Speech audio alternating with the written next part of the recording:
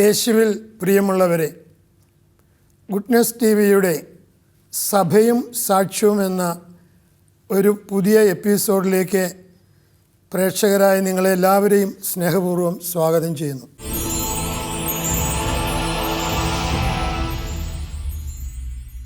കഴിഞ്ഞ എപ്പിസോഡിൽ നമ്മൾ കണ്ടത്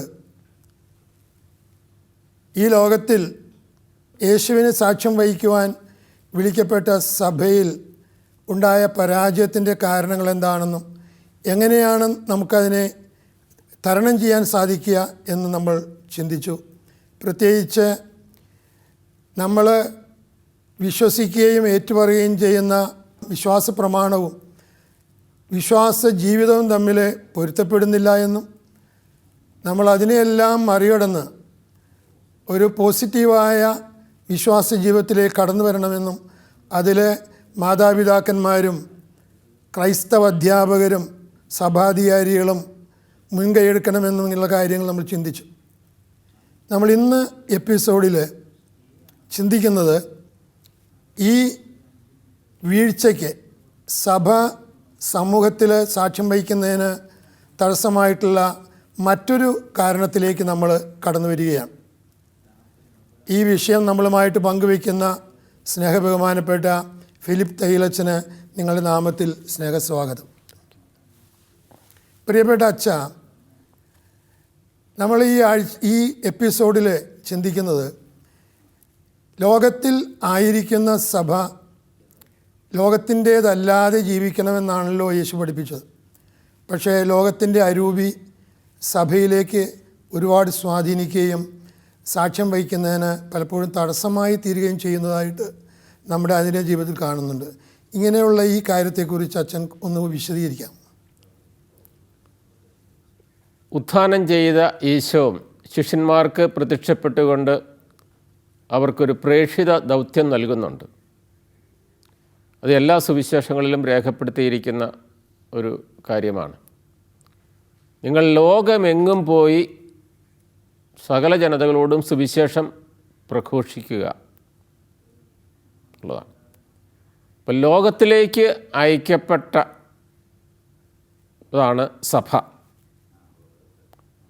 ലോകത്തിലേക്ക് അയക്കപ്പെട്ടത് ലോകത്തിൽ സുവിശേഷം പ്രഘോഷിക്കാനാണ്. നല്ല വിശേഷം, യേശുക്രിസ്തുവിലൂടെ ലഭിച്ച രക്ഷയെക്കുറിച്ച് അറിയിപ്പ് കൊടുക്കുക, രക്ഷയുടെ അനുഭവത്തിലേക്ക് എല്ലാവരെയും സ്നേഹപൂർവ്വം ക്ഷണിക്കുക. അതുപോലെ ലോകത്തിൻ്റെ പ്രകാശമാകാനായിട്ടാണ് കർത്താവ് ശിഷ്യന്മാരെ നിയോഗിക്കുന്നത്. നിങ്ങൾ ലോകത്തിൻ്റെ പ്രകാശമാണ്, ഭൂമിയുടെ ഉപ്പാണ്.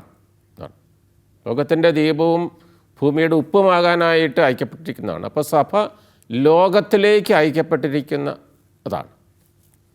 നമ്മൾ സഭയെക്കുറിച്ച് ചിന്തിക്കുമ്പോൾ നമ്മൾ പഠിച്ചിട്ടുണ്ട്, സഭ സമരസഭ, സഹനസഭ, വിജയസഭ എന്നുള്ളതാണ്. അപ്പോൾ സമരസഭ എന്ന് പറയുന്നത് ഈ ലോകത്തിൽ നിലകൊള്ളുന്ന സഭയാണ്. സ്ട്രഗിളിലൂടെ കടന്നു പോകുന്ന സഭ. അപ്പം ലോകത്തിലേക്ക് അയക്കപ്പെട്ട സഭ, ലോകത്തെ സുവിശേഷവൽക്കരിക്കാനായിട്ട് അയക്കപ്പെട്ട സഭ, അത് ലോകത്തിലാണ്. അപ്പം ലോകത്തിലാകുമ്പോൾ നമ്മൾ പ്രത്യേകിച്ച് വിശുദ്ധ യോഹന്നാൻ്റെ സുവിശേഷത്തിൽ നമ്മൾ കാണുന്ന ഒരു കാര്യം, ലോകത്തിൻ്റെ സ്വാധീനം, ഈ ലോകത്തിൻ്റെ ഭരണാധികാരി എന്ന് പറയുന്നത് എന്താണ്? പിശാച് എന്നുള്ളതാണ്. ലോകത്തിൻ്റെ ഭരണാധികാരി എന്നുള്ളതാണ്. അപ്പോൾ ഈ ലോകത്തെ തിന്മയിലേക്ക് നയിക്കുന്ന ഒരു അന്ധകാര ശക്തിയെക്കുറിച്ച് പ്രത്യേകിച്ച് യോഹന്നാൻ്റെ സുവിശേഷത്തിൽ അത് വെളിപ്പെടുന്നുണ്ട്. ലോകം മോശമാണെന്നല്ല, കാരണം ലോകത്തെ സൃഷ്ടിച്ചത് ദൈവം തന്നെയാണ്. പക്ഷേ ലോകത്തിൽ ഈ ഭരണം നടത്തുന്നതിൽ, ലോകക്രമത്തിൽ ഭരണം നടത്തുന്നതിൽ ഇതിന് ഒരുപാട് സ്വാധീനമുണ്ട്, തിന്മയുടെ ശക്തിയുടെ സ്വാധീനമുണ്ടെന്നുള്ളതാണ്. അപ്പോൾ ഈ ലോകത്തിലേക്ക് അയക്കപ്പെട്ട ശിഷ്യന്മാരെ കുറിച്ച് അവർക്ക് വേണ്ടിയിട്ട് കർത്താവ് പ്രാർത്ഥിക്കുന്ന ഒരു കാര്യമുണ്ട്. യോഹന്നാൻ്റെ സുവിശേഷം 17-ാം അധ്യായത്തിലുണ്ട്. അതെ, അത് ഓർക്കുന്നുണ്ടായിരിക്കുമല്ലോ. യോഹന്നാൻ്റെ സുവിശേഷം 17-ാം അധ്യായത്തിൽ, ഞാൻ പിതാവ് എന്നെ അയച്ചതുപോലെ ഞാൻ ഇവരെ ലോകത്തിലേക്ക് അയച്ചിരിക്കുന്നതാണ്. കർത്താവ് ശിഷ്യന്മാരെ പറയുന്നൊരു കാര്യമാണ്. പിതാവ് അയച്ചതുപോലെയാണ് ലോകത്തിലേക്ക് ശിഷ്യന്മാരെ അയക്കുന്നത്. പക്ഷേ അവർ ലോകത്തിൻ്റേതല്ല. നമുക്കതൊന്ന് വായിച്ചാലോ ആ ഭാഗം? ഇത് യോഹന്നാൻ്റെ സുവിശേഷം 17-ാം അധ്യായമാണ്. വളരെ പ്രസക്തമായ ഒരു കാര്യമാണ്. 15 മുതൽ വാക്യങ്ങളിൽ ഈശോ പറയുകയാണ്, ലോകത്തിൽ നിന്ന് അവരെ അവിടെ നിന്ന് എടുക്കണമെന്നല്ല, ദുഷ്ടനിൽ നിന്ന് അവരെ കാത്തുകൊള്ളണമെന്നാണ് ഞാൻ പ്രാർത്ഥിക്കുന്നത്. ഞാൻ ലോകത്തിൻ്റേതല്ലാത്തതുപോലെ അവരും ലോകത്തിൻ്റേതല്ല. ലോകത്തിൻ്റേതല്ല, ലോകത്തിലേക്ക് അയക്കപ്പെട്ട ശിഷ്യന്മാർ ലോകത്തിൻ്റേതല്ല. അപ്പോൾ അവരെ ദുഷ്ടനിൽ നിന്ന് കാത്തുകൊള്ളണം എന്നുള്ളതാണ്, തിന്മയുടെ ശക്തിയിൽ നിന്നും കാത്തുകൊള്ളണം എന്നുള്ളൊരു പ്രാർത്ഥനയാണ്. എന്ന് പറഞ്ഞു കഴിഞ്ഞാൽ തിന്മയുടെ ശക്തിക്ക്, അതിൻ്റെ സ്വാധീനത്തിന് കീഴ്പ്പെടാനായിട്ടുള്ള സാധ്യത ഉണ്ട് ഈ സഭയിലെ വിശ്വാസികൾക്ക്, അല്ലെങ്കിൽ സഭയ്ക്ക് എന്ന് പറയുകയാണ്. സ്വർഗസ്ഥനായ പിതാവേ എന്ന പ്രാർത്ഥനയിൽ അത് തന്നെ ഈശോ പഠിപ്പിച്ചിട്ടുണ്ടല്ലോ. അതെ, പ്രലോഭനത്തിൽ ഉൾപ്പെടുത്തരുതേ എന്നുള്ളതാണ്. ദുഷ്ടനിൽ നിന്ന് കാത്തുകൊള്ളണം, ഞങ്ങൾ ദുഷ്ടനിൽ നിന്ന് കാത്തുകൊള്ളണമേ. അപ്പോൾ പ്രലോഭനത്തിൽ ഉൾപ്പെടാതിരിക്കാനായിട്ട് ഉണർന്നിരുന്ന് പ്രാർത്ഥിക്കുവിൻ എന്നുള്ളതാണ്. അപ്പോൾ ഈ ലോകത്തിൽ തിന്മയിലേക്ക് നയിക്കുന്ന കാര്യങ്ങൾ ഉണ്ട്. അപ്പോൾ അതിലേക്ക് വിധേയരാകാനായിട്ടുള്ള സാധ്യതയുണ്ട് എന്നുള്ളതാണ്. അത് ഉൽപ്പത്തി പുസ്തകത്തിൽ 3-ാം അധ്യായം 6-ാമത്തെ തിരുവചനത്തിൽ നമ്മൾ കാണുന്ന ഒരു കാര്യമാണ്. ആദിമാതാപിതാക്കന്മാരുടെ പതനവുമായിട്ട് ബന്ധപ്പെട്ട, സാറൊന്ന് വായിക്കാം, 3:6. അപ്പം തിന്മ എന്താണ്, അത് ആസ്വാദ്യകരമാണ് എന്ന് തോന്നത്തക്ക വിധത്തിലുള്ള, അതങ്ങനെയാണ് ടെംപ്റ്റ് ചെയ്യുന്ന.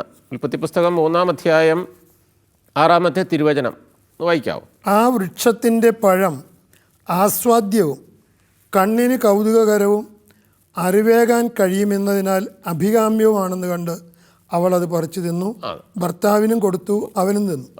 അതാണ് അതിനകത്ത് ഉപയോഗിച്ചിരിക്കുന്ന പദങ്ങളൊക്കെ. അത് ആസ്വാദ്യകരം, കണ്ണിന് ആസ്വാദ്യകരം അല്ലേ, അതുപോലെ തന്നെ കൺമോഹം, പിന്നെ അത് അഭികാമ്യമാണ്. ഇങ്ങനെ ഓരോ കാര്യങ്ങളാണ് പറയുന്നത്. തിന്നാൻ അതെ അതെ.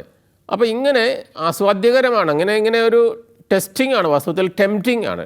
ലോകത്തിലേക്കുള്ളൊരു ടെംപ്റ്റേഷൻ ഉണ്ട് വാസ്തവത്തിൽ, തിന്മയിലേക്കുള്ള ഒരു തിരിച്ചു അല്ല തിന്മയിലേക്ക് പോകാനായിട്ടുള്ള ഒരു പ്രവണത, പ്രേരണ ഉണ്ട് ഉള്ളതാണ്. റോമർക്കെഴുതിയ ലേഖനത്തിൽ പൗലോസ്ലീഹ ഇതേക്കുറിച്ച് പറയുന്നുണ്ട്. ഒരു മനുഷ്യജീവിതത്തിൽ, പ്രത്യേകിച്ച് ക്രൈസ്തവ ജീവിതത്തിൽ, മനുഷ്യൻ്റെ ജീവിതത്തിൽ നന്മയും തിന്മയും തമ്മിലുള്ള, രണ്ട് ശക്തികൾ തമ്മിലുള്ളൊരു പോരാട്ടം ഉണ്ടെന്നാണ് പറയുക. അതിൽ വിജയിക്കാനായിട്ട് സാധിക്കണമെങ്കിൽ ആത്മാവിന് കീഴ്പ്പെടണം, പരിശുദ്ധാരൂപിയുടെ പ്രേരണയ്ക്ക് കീഴ്പ്പെടണം. 8-ാം അധ്യായത്തിൽ റോമർക്കെഴുതിയ ലേഖനത്തിൽ പറയുന്നൊരു കാര്യമാണ്. 7-ാം അധ്യായത്തിലാണ് ഈ നന്മ തിന്മകൾ തമ്മിലുള്ള പോരാട്ടത്തെക്കുറിച്ച് പറയുന്നൊരു കാര്യമാണ്. അപ്പോൾ ഇത് പഴയ നിയമത്തിലൊക്കെ സംഭവിച്ചിരിക്കുന്നൊരു കാര്യമാണ്. ദൈവത്തിൻ്റെ ജനമായിട്ട് വിളിക്കപ്പെട്ട ഇസ്രായേൽ ജനത, ഈജിപ്തുകാരുടെ അടിമത്തത്തിൽ നിന്ന് വിമോചിപ്പിക്കപ്പെട്ട ദൈവ ജനത, ഇസ്രായേൽ ജനം ജീവിതത്തിലെ പ്രതിസന്ധികൾ വന്നപ്പോൾ എന്താണ്, തിരിച്ചു പോകാനായിട്ട് ആഗ്രഹിച്ചു എന്നുള്ളതാണ്.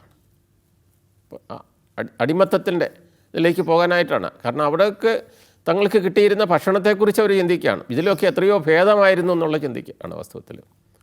അപ്പം ഇതുപോലെ തന്നെയാണ് ഏസാവിൻ്റെ കാര്യം തന്നെ നമുക്ക് നോക്കുക.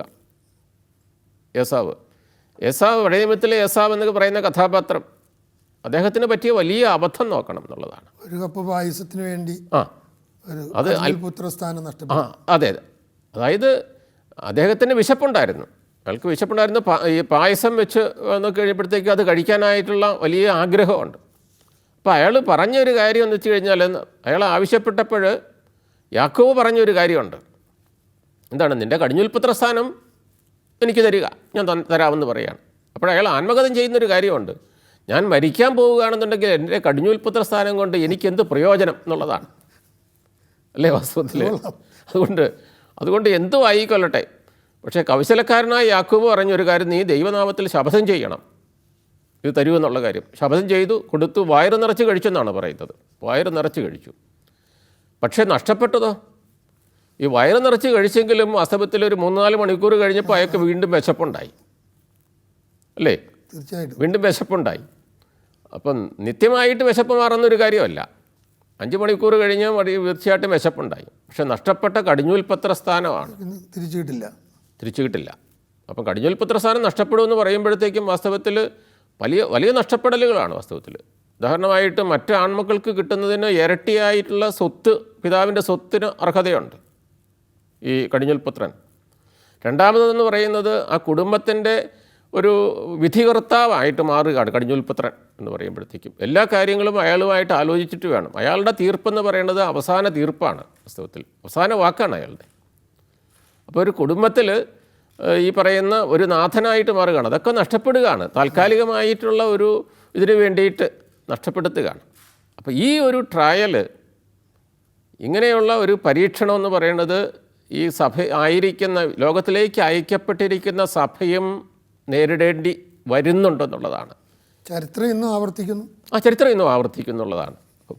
അത് വാസ്തവത്തിൽ ഇതിനൊരു നമുക്ക് വിശ്വാസികൾക്ക് ഇങ്ങനെ ഒരു വിശ്വാസികളുടെ ജീവിതത്തിൽ ഇത് സംഭവിക്കാവുന്ന ഓർമ്മിപ്പിക്കുന്നതാണ് വാസ്തവത്തിൽ ഈശോയ്ക്ക് നേരിടേണ്ടി വന്ന പരീക്ഷകൾ എന്ന് പറയുന്ന ഒരു കാര്യം.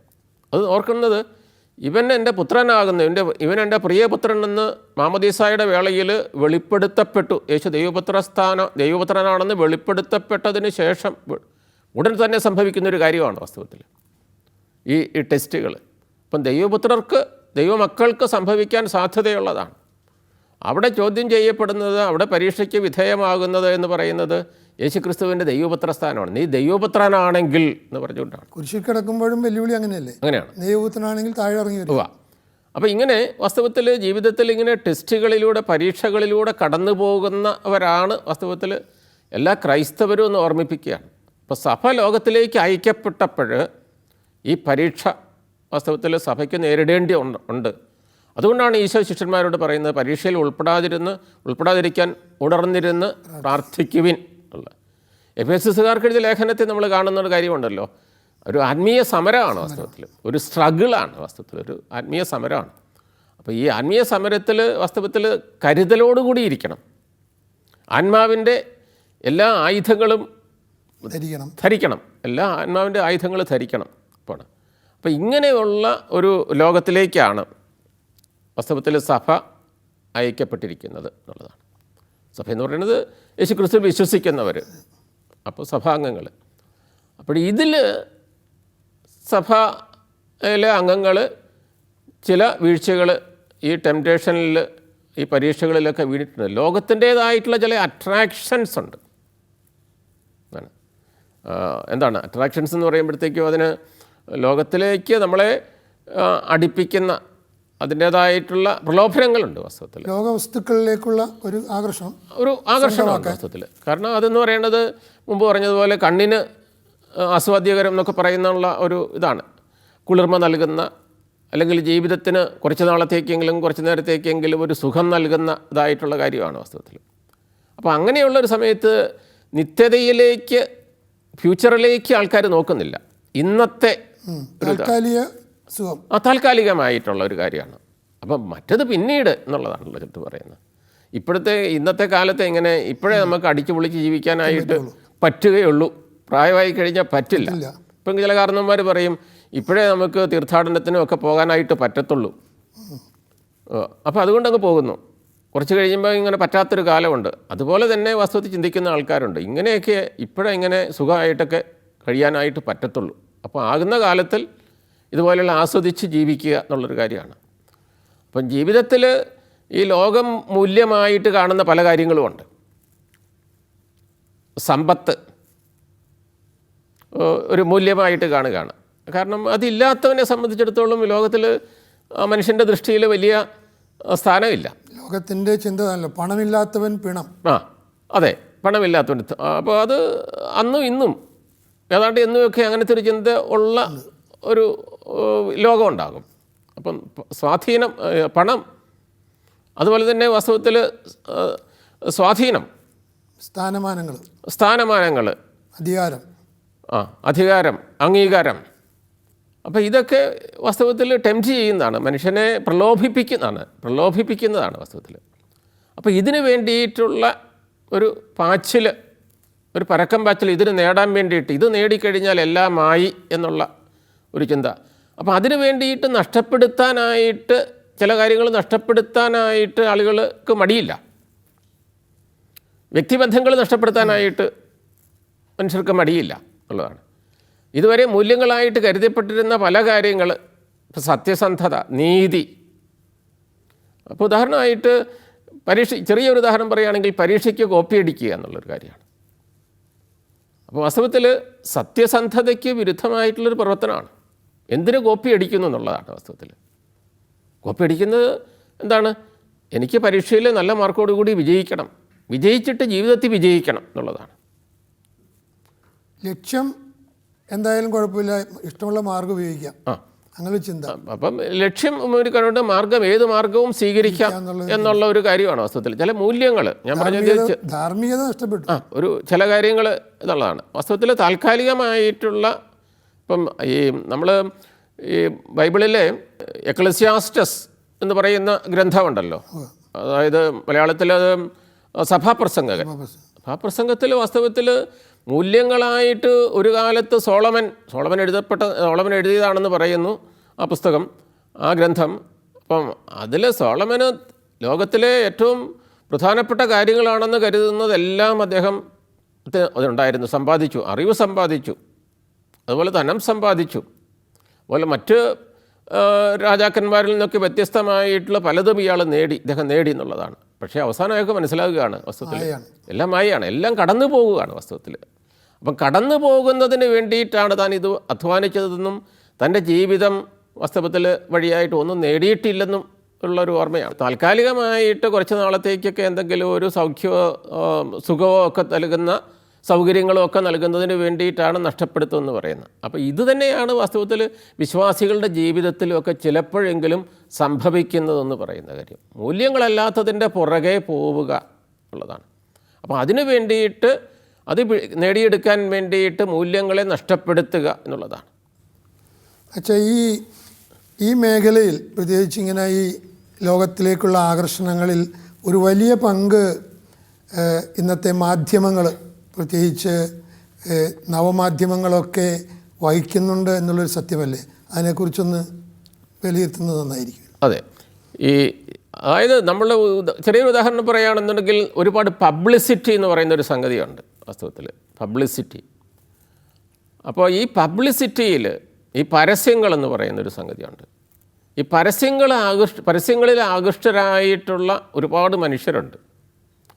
അപ്പോൾ പരസ്യമാണ് വാസ്തവത്തിൽ ആയിട്ടുള്ള ആ പരസ്യമൊക്കെ സത്യമാണെന്നും ഒക്കെ അങ്ങോട്ട് ആളുകളെ വിശ്വസിപ്പിക്കത്തക്ക വിധത്തിലാണ് വാസ്തവത്തിൽ പരസ്യം എന്ന് പറയുന്നത്. ഒരു സോപ്പിൻ്റെ പരസ്യം തന്നെ നോക്കുക. അപ്പോൾ ഇതാണ് ഏറ്റവും സൗന്ദര്യം വർദ്ധിപ്പിക്കാനായിട്ടുള്ള ഏറ്റവും നല്ലത് ഇന്ന സോപ്പാണെന്നുള്ളൊരു പരസ്യം കൊടുക്കുകയാണ്. അതിന് വേണ്ടിയിട്ട് വാസ്തവത്തിൽ അതിന് ആളുകൾ അങ്ങ് അട്രാക്റ്റ് ചെയ്യുകയാണ്. വേറൊന്നും വേണ്ടി ഇതിൽ പരസ്യത്തിൽ ആൾക്കാർ വീണ് പോവുകയാണ്. നമ്മൾ ഈ കേരളത്തിൽ നമ്മൾ കണ്ടിട്ടുണ്ട് എന്തുമാത്രം തട്ടിപ്പാണ് ഉണ്ടാകുന്നത്. ഒരു തട്ടിപ്പ് അതൊക്കെ പത്രത്തിലൂടെയൊക്കെ അറിയുന്നുണ്ടെങ്കിലും ഇതൊരു തട്ടിപ്പാണെന്നും ഒരുപാട് പേര് ഈ തട്ടിപ്പിൽ വീണെന്നും കോടിക്കണക്കിന് രൂപ നഷ്ടപ്പെട്ടു എന്നറിയുമ്പോഴും അതിനുശേഷവും 2 മാസം കഴിഞ്ഞിട്ട് വരുന്ന വേറൊരു തട്ടിപ്പിന് വിധേയരായവർ തന്നെ വീണ്ടും തട്ടിപ്പിന് വിധേയരാകാണ്. ആളുകൾ പഠിക്കുന്നില്ല. വാസ്തവത്തിൽ എന്തുകൊണ്ടാണ് വാസ്തവത്തിൽ ഈ തട്ടിപ്പിന് വിധേയരാകുന്നതെന്നൊക്കെ പറയുന്നത്? മനുഷ്യർ റിയാലിറ്റിയെക്കുറിച്ച് ചിന്തിക്കുന്നില്ല. അവൻ്റെ പരസ്യത്തിൽ അവൻ ആകൃഷ്ടരാകുകയും പരസ്യത്തിൽ വിശ്വസിക്കുകയും ചെയ്യുകയാണ് വാസ്തവത്തിൽ ഒരു കാര്യം. അപ്പോൾ ഈ മാധ്യമങ്ങളുടെ ഒരു സ്വാധീനം വളരെ പ്രധാനപ്പെട്ടതാണ്. അപ്പോൾ മാധ്യമങ്ങളിലൂടെ വെളിപ്പെടുന്നതാണ് യഥാർത്ഥ ജീവിതം എന്നാണ് നിങ്ങൾ ചിന്തിക്കുന്നത്. ചിലപ്പോഴെങ്കിലും നമ്മൾ ടി വിയിൽ അല്ലെങ്കിൽ വാർത്തയിലൊക്കെ കാണുന്നുണ്ടല്ലോ, ചില കുട്ടികൾ തിന്മയ്ക്കൊക്കെ കീഴ്പ്പെടുന്നതിൻ്റെ ഒക്കെ ഒരു കാരണം എന്താണെന്ന് വെച്ച് കഴിഞ്ഞാൽ എന്ന് പറഞ്ഞാൽ ഈ സിനിമയിൽ ഇങ്ങനെയുണ്ടായിരുന്നു. സിനിമ മോശമാണെന്നുള്ള അർത്ഥത്തിൽ അതല്ല പറയുന്നത്. അപ്പോൾ മാധ്യമങ്ങളുടെ സ്വാധീനത്തെക്കുറിച്ച് പോസിറ്റീവായിട്ടും നെഗറ്റീവായിട്ടുള്ള സ്വാധീനമാണ്. അതുപോലെ തന്നെ ഈ ലഹരി ഉപയോഗം മാധ്യമങ്ങളിൽ നമ്മളൊരു ചെറിയ പരസ്യം കൊടുക്കുന്നുണ്ട്, ഈ ലഹരി ആരോഗ്യത്തിന് ഹാനികരമാണെന്ന് ഇങ്ങനെയുള്ള സീൻ കാണിക്കുമ്പോഴും അതിൻ്റെ ചെറുതായൊരു അടിക്കുറിപ്പായിട്ട് ഇത് കാണുന്നുണ്ട്. പക്ഷേ അതാണോ വാസ്തവത്തിൽ ആളുകൾ ആര് ശ്രദ്ധിക്കാൻ പോകുന്നു? പക്ഷേ ലഹരിയുടെ ഉപയോഗമാണ് വാസ്തവത്തിൽ അത് വർദ്ധിച്ചു വരുന്നുള്ളൊരു കാര്യം, അവൈലബിൾ ആണ്. അപ്പോൾ ഇങ്ങനെയുള്ള ഒരു കാര്യം. അതുപോലെ തന്നെ മനുഷ്യബന്ധങ്ങളെക്കുറിച്ചൊക്കെ പറയുന്ന ഒരു കാര്യത്തെക്കുറിച്ച് ഒരു കാലത്ത് ശക്തമായിരുന്ന മാതാപിതാക്കന്മാരും മക്കളും തമ്മിലുള്ള ബന്ധം, ജീവിത പങ്കാളി തമ്മിലുള്ള ബന്ധം, ഇതൊക്കെ സഹോദരങ്ങൾ തമ്മിലുള്ള ബന്ധം എന്നൊക്കെ പറയുന്നത്, ആ ബന്ധം എന്ന് പറയുന്നത് അതിൻ്റെ ഊഷ്മളതയൊക്കെ കുറയാനായിട്ടുള്ള ഒരു കാരണം എന്നൊക്കെ പറയുന്നത് ഈ മാധ്യമങ്ങളുമൊക്കെ ഒരു പരിധിവരെ ഈ നെഗറ്റീവായിട്ട് ജീവിതത്തെയൊക്കെ ചിത്രീകരിക്കുന്ന ഇതൊക്കെ സംഭവിക്കുന്നുണ്ടെന്നുള്ളതാണ് ഒരു പരിധിവരെ. അപ്പോൾ ഇതെല്ലാം നമ്മളുടെ ചെറുപ്പക്കാരെ സ്വാധീനിക്കുന്നുണ്ട്. ഇപ്പോൾ കുടുംബങ്ങളിലേക്ക് വന്നു കഴിഞ്ഞാൽ നമുക്കറിയാം, ഒരു 5 പേര് കുടുംബത്തിലുണ്ടെങ്കിൽ 5 പേർക്കും മൊബൈൽ ഫോണുണ്ട്. അപ്പോൾ ബന്ധങ്ങൾ അവിടെ പരസ്പരം സംസാരിക്കാനോ ആശയം പങ്കുവയ്ക്കാനോ സാധിക്കുന്നില്ല. ഓരോരുത്തർ ഇരുന്ന് ഓരോ മുറിയിലോ എവിടെ ഇരുന്ന് ഈ മൊബൈൽ മേൽ കുത്തിക്കൊണ്ടിരിക്കുക. അപ്പോൾ അത് അവിടെ ഒതുങ്ങുന്നു. പരസ്പര ബന്ധങ്ങളില്ല, ആശയവിനിമയമില്ല. അതുകൊണ്ടായിരിക്കണമല്ലോ ഈ കുടുംബ ബന്ധങ്ങൾ ശിഥിലീകരിക്കപ്പെടുന്നു. അതും നമ്മൾ ചിന്തിക്കേണ്ട ഒരു കാര്യമാണ്. അതായത് ഇതും കാര്യം നമ്മൾ വിചാരിക്കുമോ ഇതിന് എന്തുമാത്രം ദുസ്വാധീനം ഉണ്ട്. ഇപ്പോൾ ഉദാഹരണമായിട്ട് ടെലിവിഷൻ്റെ തുടക്കം, ടെലിവിഷൻ്റെ ആവിർഭാവത്തിൽ അതോടുകൂടി വന്നിരിക്കുന്ന ഒരു കാര്യം എന്ന് വെച്ച് കഴിഞ്ഞാൽ കുടുംബ ബന്ധങ്ങളിൽ ആ ബന്ധങ്ങൾ, പ്രത്യേകിച്ച് കമ്മ്യൂണിക്കേഷൻ പ്രധാനപ്പെട്ടതാണ്, സംഭാഷണം പ്രധാനപ്പെട്ടതാണ്. അപ്പോൾ ആ കുടുംബ ബന്ധങ്ങളിൽ ഈ സംഭാഷണം എന്ന് പറയുന്ന വലിയ ഒരു യാഥാർത്ഥ്യം, ഒരു വലിയൊരു കാര്യം വസ്തുത്തിൽ അതിന് മങ്ങലേറ്റു എന്നുള്ളതാണ്. ഭക്ഷണം കഴിച്ചുകൊണ്ടിരിക്കുന്ന സമയത്ത് ടി വി വെക്കുന്നു. ഇത് കുറേ വർഷങ്ങൾക്കൊക്കെ മുമ്പ് ഉണ്ടായിരുന്നു. ഇപ്പം അത്രയും കാണിയല്ലായിരിക്കാം. ടി വി വെക്കുന്നു. അപ്പം സംസാരിക്കാനായിട്ട്, ഭക്ഷണത്തിൻ്റെ സമയത്ത് സംസാരിക്കാനായിട്ടോ അല്ലെങ്കിൽ ഓഫീസ് കഴിഞ്ഞ് വന്ന് വീട്ടുകാരോട് സംസാരിച്ചുകൊണ്ടിരുന്ന ഒരാൾ ന്യൂസ് കേൾക്കാനോ ഇങ്ങനെയായിട്ടൊക്കെ മാറുകയാണ് വസ്തുത്തിൽ. അപ്പോൾ അങ്ങനെ മൊബൈൽ തന്നെ നോക്കുക, മൊബൈലിൻ്റെ ഉപയോഗം. സാറ് അങ്ങനെ ഒരു വാർത്ത കണ്ടിട്ടുണ്ടോ എന്ന് എനിക്കറിയില്ല. കുറേ വർഷങ്ങൾക്ക് മുമ്പ്, ഒരു 4 വർഷമെങ്കിലും ആയി കാണും, ജർമ്മനിയിലൊരു സംഭവം ഉണ്ടായി. 3 അംഗങ്ങളുള്ള ഒരു കുടുംബം, ഭാര്യയും ഭർത്താവും ഒരു കുഞ്ഞും. അപ്പോൾ ഭാര്യയ്ക്കും ഭർത്താവിന് ജോലിയുണ്ട്, കുഞ്ഞ് സ്കൂളിലൊക്കെ പോയി അത് കഴിഞ്ഞിട്ട് സമയമാകുമ്പോഴത്തേക്കും വീട്ടിൽ വരുന്നു. അധികം പ്രായമുള്ള കുഞ്ഞൊന്നുമല്ല, അതിനൊരു 5-6 വയസ്സേ ഉള്ളൂ. അപ്പോൾ ഈ അപ്പൻ അത്താഴത്തിൻ്റെ സമയത്ത് എപ്പോഴും ഈ മൊബൈലിൽ കുത്തിക്കൊണ്ടിരിക്കുകയാണ്. ആരോടും വർത്തമാനം പറയുന്നില്ല. ഈ കൊച്ചി ഇടയ്ക്കിടയ്ക്കൊക്കെ ഈ അപ്പനെ നോക്കുകയൊക്കെ ചെയ്യും. പക്ഷേ അപ്പന് ചെയ്യുന്നില്ല. ഒരു ദിവസം ഇങ്ങനെ മൊബൈലിൽ നോക്കിക്കൊണ്ടിരിക്കുന്ന ഈ അപ്പൻ്റെ മൊബൈൽ പിടിച്ച് പറിച്ചിട്ട് വീടിൻ്റെ തൊട്ടടുത്താണ്, വീട്ടിൽ നിന്ന് എറിഞ്ഞു കഴിഞ്ഞാൽ ഒരു ചെറിയ കൈത്തോട് ഒഴുകുന്നതാണ്, ആ മൊബൈൽ എടുത്ത് കൈത്തോട്ടിലേക്ക് എറിഞ്ഞു. അതൊരു വലിയ വാർത്തയായി.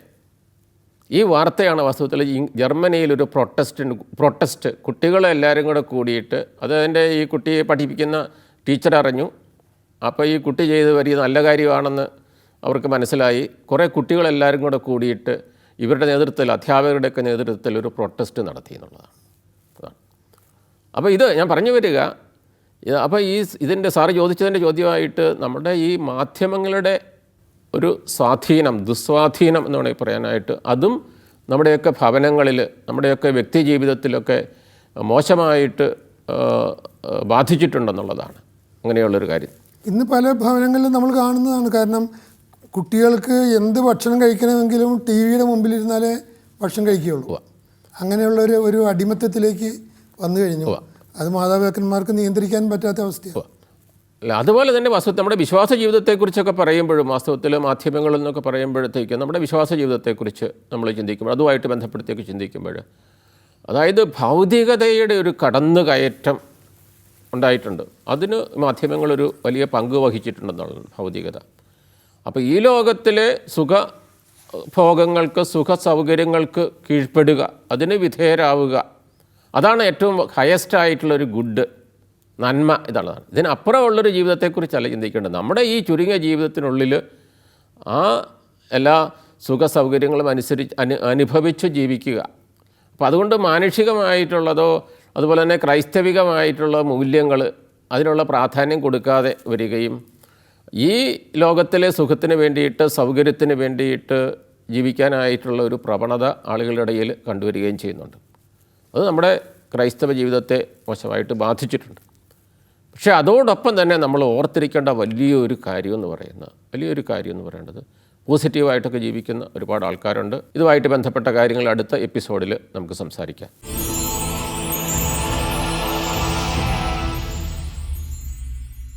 പ്രിയപ്പെട്ടവരെ, നമുക്ക് ഈ എപ്പിസോഡ് ഇവിടെ അവസാനിപ്പിക്കുവാൻ സമയമായി. ഈ വിഷയങ്ങൾ നമ്മൾ ഇത്രയും സമയം നമ്മളുമായിട്ട് പങ്കുവെച്ച സ്നേഹബഹുമാനപ്പെട്ട ഫിലിപ്പ് അച്ഛന് നിങ്ങളുടെ പേരിൽ നന്ദി പറയുന്നു. നമ്മളിന്ന് ഈ എപ്പിസോഡിൽ ചിന്തിച്ചത്